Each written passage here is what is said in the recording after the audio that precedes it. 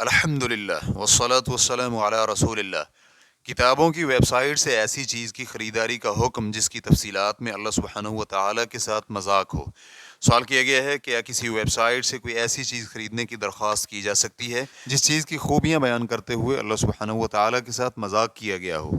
الجواب بعون اللہ سبحانہ و تعالیٰ، اگر اس چیز پر کفار کا شعار مثلا سلیب وغیرہ ہو یا اس پر کفر یا کلمات درج ہوں، مثلا اللہ تعالیٰ کے ساتھ مذاق کیا گیا ہو، تو پھر اس چیز کی خرید و فروخت کرنا جائز نہیں ہے، کیونکہ اس میں کفر کی نشر و اشاعت ہوگی اور کفار کی مدد بھی ہوگی۔ حقیقت میں تو ایسی مصنوعات کا سختی کے ساتھ نوٹس لینا چاہیے، لیکن کم از کم یہ ہے کہ اس کا بائیکاٹ کیا جائے۔ اور اگر اس چیز پر کفری علامت یا کفری عبارت نہ ہو لیکن اس چیز کی خوبیاں ذکر کرتے ہوئے یہ بات لکھی گئی ہو، تو یہی محسوس ہوتا ہے کہ پھر بھی اس چیز کا بائیکاٹ ہونا چاہیے، تاکہ اس گستاخ کو سبق حاصل ہو اور وہ اپنی اس حرکت سے باز آ جائے۔ اس کے لیے حسب استطاعت اس کا رد بھی کریں، اسے یہ بتلائیں کہ اس کی گستاخی کی وجہ سے لوگ اس کی مصنوعات خریدنے سے گریزاں ہیں۔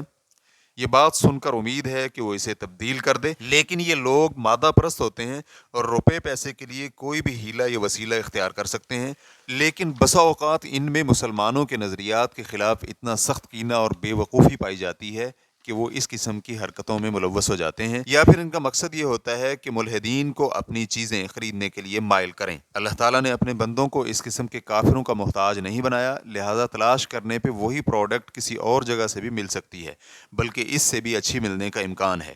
اس لیے دینی حمیت اور غیرت کی بنا پر اس چیز کا بائیکاٹ کرنا کسی بھی دوسرے فائدے اور مصلحت پر ترجیح رکھتا ہے۔